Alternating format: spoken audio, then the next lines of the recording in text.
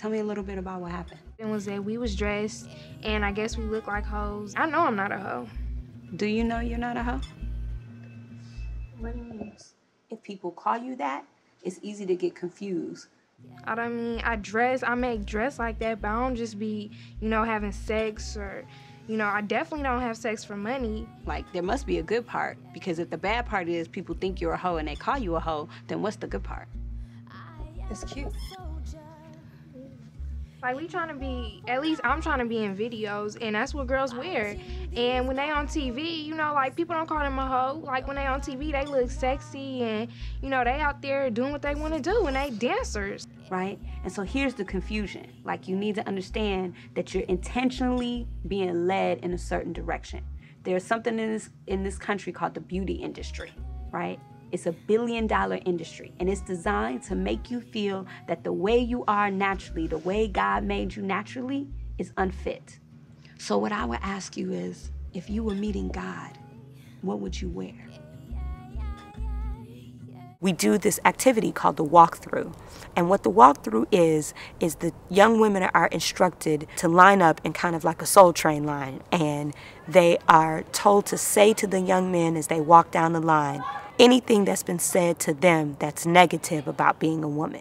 Usually that workshop goes for hours. And the level of trauma that we've experienced as a community is unveiled and is raw and naked for everyone to see. And I think that's an experience that most of us have never had really anywhere, much less as Black women together. But I think the most important thing really goes back to that picture we talked about in terms of remembering not just who you are, but whose you are. This is spiritual work. This is God's work.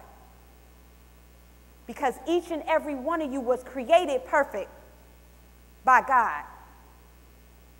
And if we just seek to get back to that and to see that in each other, if we seek to follow the example of Christ and not just be just a worshiper, but a follower. It's a difference between just being a worshiper and being a follower. A follower is a person who's trying to emulate the actions. You can say who you love all day, but it's how you live that shows who you follow.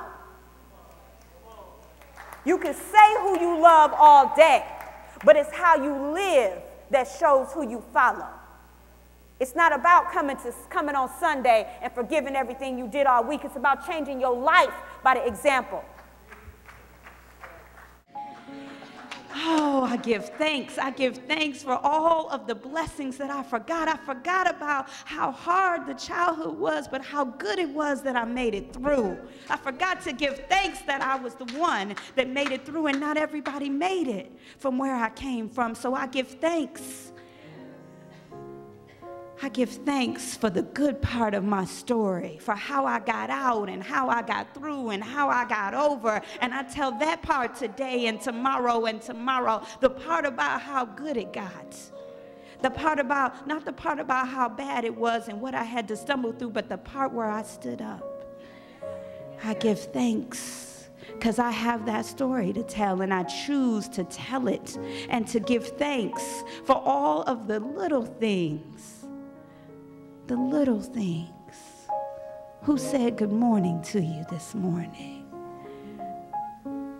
My grandmother used to say, I give thanks because I woke up in my right mind. How many times did I forget to give thanks for my right body and my right mind and the house I was living in and the car I drove to get here? How many times did I forget to give thanks? Not today. Today I give thanks for it all.